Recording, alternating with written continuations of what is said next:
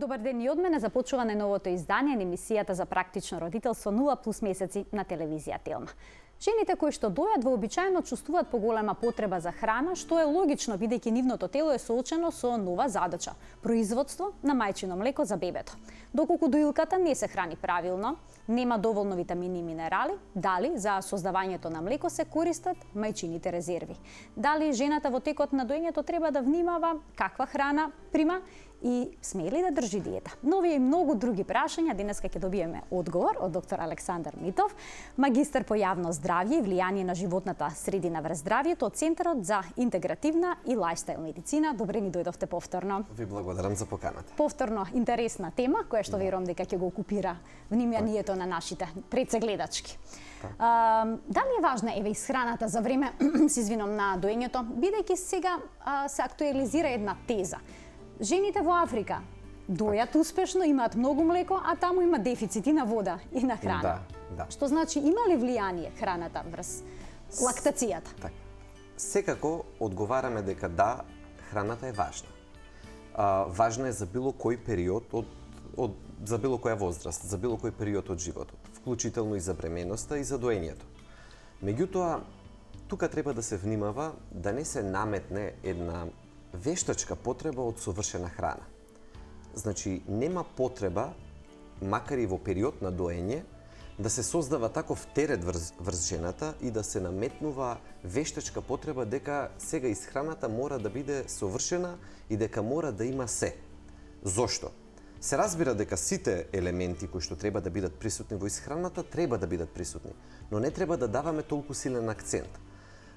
Стресот само дополнително ќе направи проблем, а нема додадена вредност. Имено, природата така добро го дизајнирала тој процес на создавање млеко, што дури и ако во еден момент се постави баланс, односно ако се постави прашањето на приоритизирање, каде да се додадат повеќе хранливи материи, секогаш го бира млекото, односно мајчиното млеко, што би рекло дека квалитетот на мајчиното млеко е стандарден. Неменлив. Нема неквалитетно мајчино млеко или воденесто, како што знаат да кажат. Нема неквалитетно мајчино млеко, нема воденесто мајчино млеко. Природата толку добро го издизајнирала и го испланирала тоа како треба да биде во првиот ден, во вториот ден, во третиот ден. Млекото ги следи потребите на детето и затоа се менува и содржината и составот со тек на време и количината. Сето тоа е совршено прилагодено на детето и затоа и Светската здравствена организација на никаде на друго место го немам најдено зборот идеално да се користи во официјалната терминологија на Светската здравствена организација, освен во овој случај. Значи, само така и почнува дефиницијата за мајчиното млеко, дека мајчиното млеко е идеалната храна за детето. Да ја повториме, нели, таа препорака, првите 6 месеци ексклузивно, односно ништо друго освен мајчино млеко, до 12 месеци препорачливо, до 24 пожелно.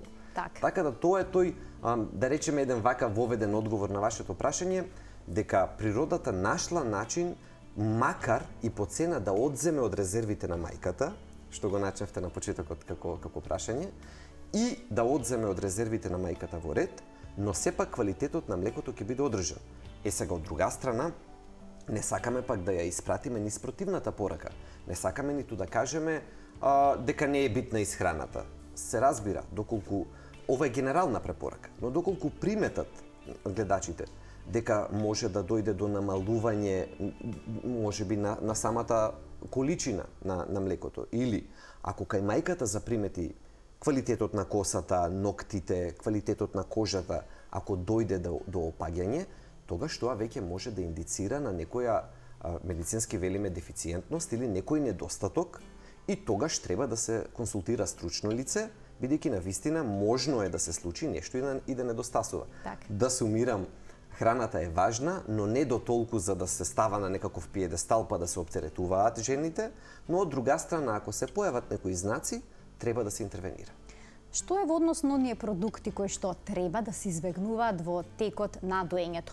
Дали е тоа точно, бидејќи има цели листи на продукти, како што се мешункасти плодови, свежи салати, па и чоколади, такви некои ситни задоволства кои што треба да се исфрлат за да не дојде до да не се создаваат грчеви кај бебето. Дали препораките се уште исти? Дали треба да се читат тие листи и да се следат? Тука сме соочени со менливоста на препораките и тоа свесен човек треба да го прифати дека и најстручните и официјалните препораки засновани само врз наука, сепак со тек на време може да се менуваат. Од тој аспект сега веќе е доминантна теоријата дека не постои храна која што прави проблем, општо кажано. Значи, немаме вперување со прст кон некоја храна дека е проблематична и дека како таква може да направи сериозен проблем и да создаде грчеви. Грчевите без друго и ќе се случат кај најголем број од случаите. Каква и да биде храната. Меѓутоа, тоа е првото нешто кое што сакам да го истакнам, дека генерално сега нема покажување со прст кон ниту еден вид на храна, но во ниту еден случај не треба да ја заборавиме индивидуалноста на нашите тела и индивидуалноста на секое бебенце поодделно. И тоа значи дека мајката треба малку да биде и детектив. Односно, ако примети дека има поврзаност, тоа е отприлика еден, да речеме, двонеделен тест. Толку отприлика недела до 2 зема тоа тестирање на проба и грешка или доказ дека е така. Што значи тоа? Тоа значи дека ако запримети повторување на проблемите кај детето 2 до 6 часа после јадењето на конкретната храна. Значи, ако некој продукт веќе се посомнева, може да се случи и тоа. Нели, рековме генерално не е така, но има поедини случаи каде што може да се случи. Во тој случај мајката најнапред треба да се праша откако види немир кај детето, да речеме, и ако ги исклучи другите причини, без разлика дали е нели се друго што може да го вознемири детенцето, ако се исклучени тие 2 до 6 часа што било јадено претходно, и ако денес се случи, утре се случи и по трет пат се повтори неколку пати во неделата, тогаш следува втората фаза од ова. Значи сега веќе хипотезата ни е поставена, мајката веќе се сомнева на нешто. Следната недела, цела недела тој производ го избегнува, тој продукт, без разлика што е. Дали е мешунки, дали е нешто конкретно, не сакаме нели ништо да обвиниме од старт, меѓутоа цела недела го избегнува и гледа дали има подобрување. Доколку мајката тоа најдобро ќе го утврди, бидејќи најдобро ги знае реакциите на своето дете. Ако утврди дека ги нема или помалку ги има, тогаш дефинитивно е тој производ. Може да следува и трета фаза на потврда конечна, односно ако го воведеме пак уште еднаш на крајот од таа недела, ако пак се јави проблемот, тогаш сме веќе 100% сигурни дека проблемот е од тоа. Меѓутоа, навраќајќи се пак на почетокот на вашето прашање, одговорот моментално денеска е дека се може да јаде, се треба да се јаде, во смисол дека нема нешто конкретно што треба да биде исфрлено, но внимателно, ако нешто се појави некоја врска помеѓу одредена храна и грчеви кај детето или немир, тогаш таа да се избегне. Обично бабите знаат да советуваат доилката, односно мајката, да пие што повеќе кравио млеко за да се подобри лактацијата. Има ли вистина во ова? Така, ова е мит. Од научен аспект гледано, ова не е точно тврдење. Односно, нема научни студии кои што можат да ни потврдат дека е така. Сега ќе дадам и малку поширок одговор на ова, бидејќи за жал во секое општество, па и во нашето присутни се такви, да речеме, застарени верувања кои што како предрасуди не следат и некако наоѓаат начин од генерација во генерација да се пренесат. Ако прво да се компарираме самите себе со останатите цицачи, да речеме, со останатите животни кои што цицаат, но и да се компарираме нашата култура, да ја споредиме со други култури, па тука да видиме дали има разлика. Прво, човекот е единственото, ако го употребиме тој збор животно, кое што го употребува млекото на останатите видови. Значи, во природата сите останати видови не го користат млекото од друг вид. Значи, тоа е од друго животно. Тоа е едно. Ниту пак е познат пример еднаш штом ќе пораснат да продолжат да користат млеко. така се и всушност и нашите ензими организирани во нашето тело, дека се најмногу присутни, дека треба да го разградуваме млекото во еден доенечки период. Потоа веќе и нашите тела, затоа и толку честа е таа интолеранција кон млекото. Заради тоа што едноставно природата гледа дека веќе нема потреба да се консумира млеко. Конечно, ако споредиме и со други култури, сега еве кај нас е присутно млекото. Меѓутоа има земји, области цели од светот каде што млекото и млечните производи воопшто не се присутни. Дури и зборот млеко подразбира во тие јазици, подразбира само мајчино млеко. Бидејќи останатото млеко не се перцепира, не се гледа како нешто што може да биде консумирано. И од тука зборот млеко се однесува само на мајчино млеко. Тоа сето мора да биде кажано за да се знае дека нема некоја таква неопходност. Јас секогаш кога го одговарам оваа прашање, бидејќи често се поставува, треба да им се нагласи на луѓето, најнапред да им се објасни дека не постои неопходност. Значи не е дека ако не пие жената млеко, дека нема да може да создаде млеко. Значи таква врска не постои. Да. Тоа е првиот дел од одговорот. Вториот дел од одговорот би рекол дека има корисни елементи во млекото кои што може да бидат употребени, калциумот, протеините и останатите, но по два услови. Првиот услов е ако веќе претходно сте го внесувале да продолжите да го внесувате. Значи да не биде сега дека еве нешто посебно правите, па сега дополнително се зголемувате телесната тежина. Од една страна, но и од друга страна треба да се внимава дали не прави проблеми здравствени. Бидејќи кравиото млеко, ако веќе за него конкретно зборуваме, може дури и мајката ако го консумира, не само детето, може да ги направи еве тие грчеви за кои што зборувавме или низа алергиски реакции да покрене. Така што тука треба да бидеме прилично внимателни. Тоа е многу битен момент. Сега дополнително мислам дека тука е веќе јасна сликата за млекото кога зборуваме дека не треба да се има едно чувство на оптеретеност, дека мора да почне да се користи или по секоја цена да се користи. Дури и кога се користи веќе, ако се одлучат, тоа е прашање на избор, слободен избор, препорачливо е да биде со пониска масленост. Значи да не биде од тоа полномасното млеко, кое што дополнително може да им направи проблем на мајките во делот на намалување на телесната тежина. Тоа е исто сегмент кој што сега ќе го опфатиме, но да го вклучиме гледачот кој што е веќе на линија. Така, со задоволство. Добар ден, повелете, кој е на линија? Добар ден, дали го имаме гледачот? Дали се слушаме? Повелете, во програма сте. Мислам дека имаме проблем. Не се слушаме со гледачот, ние ќе продолжиме доколку сака да го постави гледачот прашањето, може да се јави повторно. Ќе биде вклучен во програма. Да преминеме, бидејќи немаме доволно време на диетите, па потом можеме да се навратиме и на кофеинот и на некои други работи. Многу жени во текот на бременоста накачуваат килограми, потоа сакат веднаш да ја вратат линијата, но со доењето веќе некако тука има некаков проблем, односно се јавуваат дилеми. Дали може да се држи диета додека се дои? Дали диетата влие врз квалитетот на мајчиното млеко? Прво и основно треба да се знае дека до 2 месеци додека детето не наполни 2 месеци, односно додека не поминат 2 месеци од пораѓајот, не треба да се прават никакви рестрикции на исхраната. Значи силно не препорачано, да не речам недозволено, е во тој период, во најраниот период, во првите 2 месеци, да се прават било какви интервенции. Тоа е првата порака која што сакам да ја испратам. Втората порака кога е во прашање намалување на телесната тежина кај доилките е дека треба да си создадат реални очекувања. Што значи реални очекувања? Медицински гледано, телесната тежина треба да се врати на нормала, а нормала би било тоа кога почнала бременоста. Значи, кога почнала бременоста, ова го сметаме сега релативно за нормална телесна тежина и таа нормална телесна тежина треба да се очекува да се постигне на 12-тиот месец после раѓањето. Значи, не порано. И има причини зашто е тоа така, но да не се оптеретуваат самите себе си со превисоки цели на 3-тиот, на 4-тиот, на 5-тиот, на 6-тиот месец. Значи, станува збор за еден природен процес на зголемување и природен процес на намалување на телесната тежина.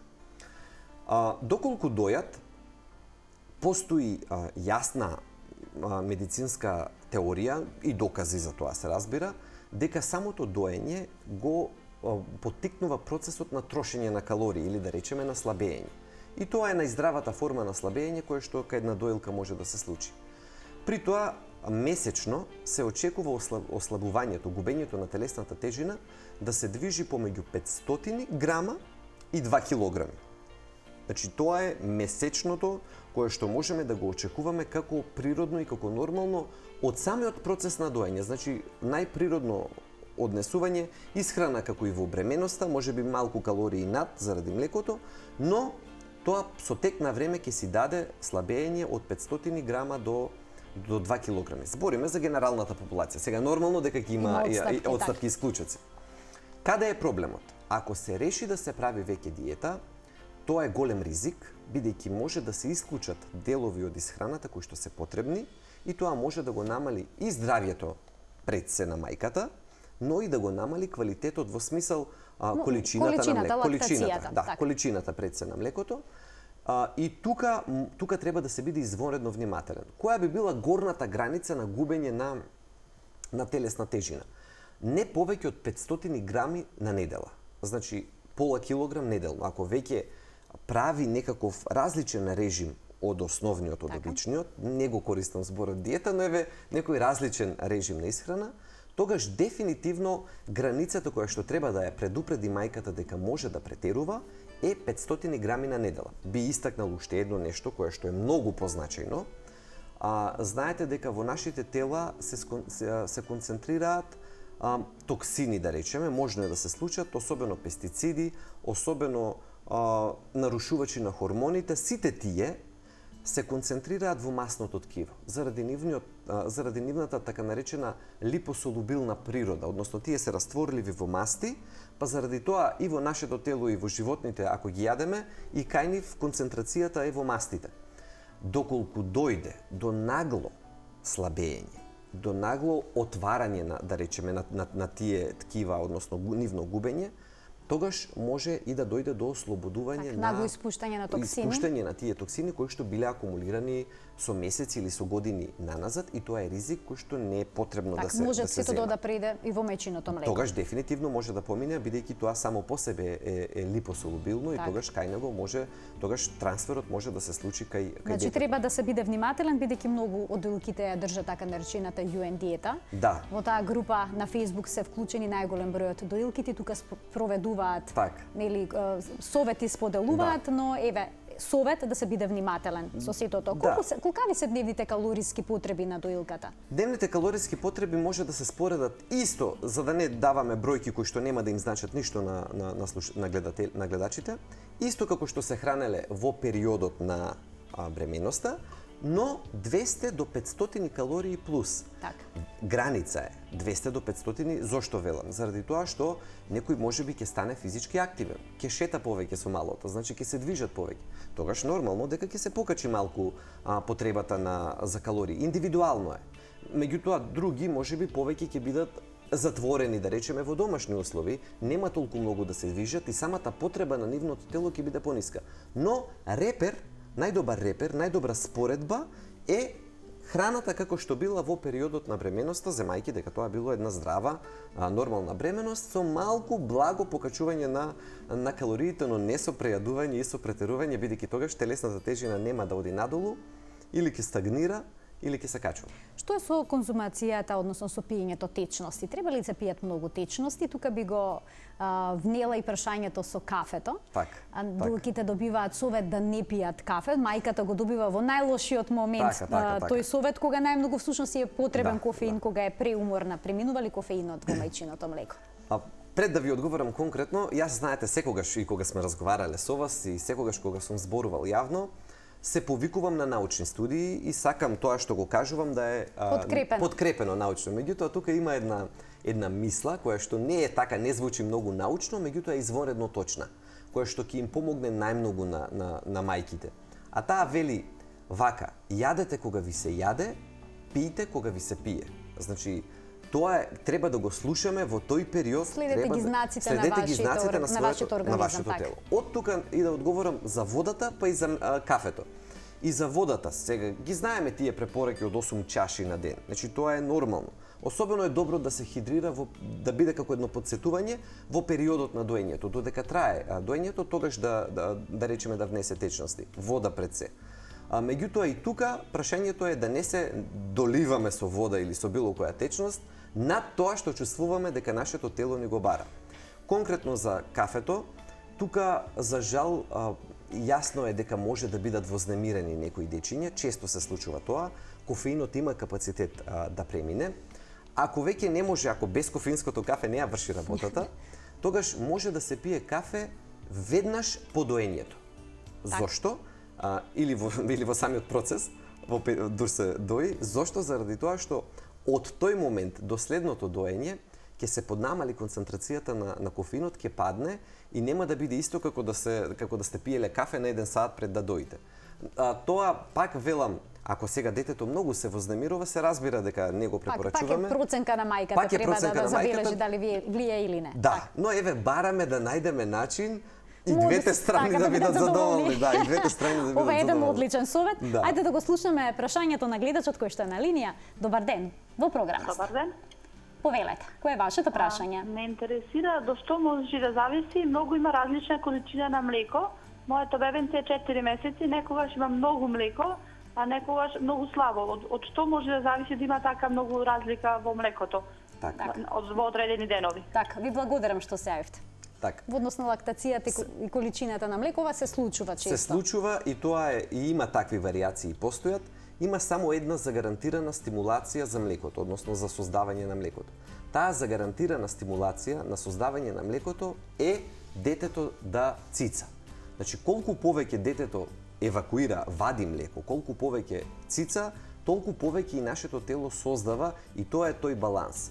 Значи, од луѓе ќе прашаат дали зависи од некој продукт, дали например ако додадам млеко или боза или било што друго, дали тоа ќе го покачи нивото? Не. Природата го направила тоа совршено да биде. Колку детето повеќе цица, толку повеќе ќе се создава. Затоа и тука треба да се биде изворедно внимателен со додавањето на формулите или на адаптираното млеко. Бидејќи ако се додаде повеќе, тогаш може да се намали потребата детето кога цица да не повлекува толку колку што реално му треба, бидејќи го заситило адаптираното млеко, и ќе влеземе во еден магичен круг и ќе почне де факто мајката на вистина помалку млеко да создава, бидејќи детето помалку дразни, помалку бара. И тогаш ќе докажеме де факто дека на стварно му треба адаптирано млеко, а можеби всушност воопшто и не му требало. Затоа многу посилно и побрзо се одлучувам на охрабрување на мајката да се обидува да го дои детето, отколку да се посегне кон адаптираното млеко. Адаптирано млеко само во крајни случаи кога навистина мора. Така, затоа и се вели кога сака бебето, колку сака и каде сака, постојано да цица за да се стимулира лактацијата. Да се навратим уште еднаш на исхраната. Се разбира. Во однос на вегетаријанскиот начин на исхрана, дозволен ли е таков стил за време на доење? Се разбира дека е дозволен. Имаше некои шпекулации дека тоа наводно во некои земји било забрането или некаде било, не знам како, разноразни приказни кои што воопшто не корелираат со реалноста, со вистината. Јас го почитувам изборот на родителите, на мајката, и може да изберат и исхрана, да речеме, вообичаена, и исхрана вегетаријанска, односно само без месо, и исхрана веганска, која што е без ниту еден животински производ внатре. Сите три вида на исхрана кои што ги спомнав може 100% да загарантираат квалитет на млекото. И количина и квалитет на млекото. Се разбира, како се оди кон оваа поригорозна варијанта, така повеќе треба да се внимава. Треба, бидејќи и веганската исхрана, ако не ја спомнеме, си бара одредено знаење. Значи не е туку така наивно, тогаш ќе треба да се зголеми исхраната, да се појача со некои протеини од растително потекло. Кај веганската храна ќе треба да се додаде витаминот B12. Кај вегетаријанската не е воопшто проблем, бидејќи само го исклучувате месото. Меѓутоа, ако се присутни млекото и јајцата, тогаш нема потреба од никакви суплементи дополнително, но сите овие видови на исхрана според сите релевантни институции светски не се проблематични. Значи има начин мајката комплетно да биде здрава и детето да биде здрава и во случај на така наречена вообичаена исхрана, и на вегетаријанска исхрана, и на веганска исхрана. Так. Не е проблем. Ви благодарам што бевте дел од 0N+. Еве мајките Ви благодарам и денеска доби информација дека можат да конзумираат секаква храна, но со се што им е вкусно, битно да бидат здрави продуктите и нема да имат никаков проблем со лактацијата. Се разбира. Тука го заокружуваме денешното издание на 0N+. Се гледаме секој работен ден во рамки на утринската на Телма во редовниот термин од 12 до 12:30. Пријатно.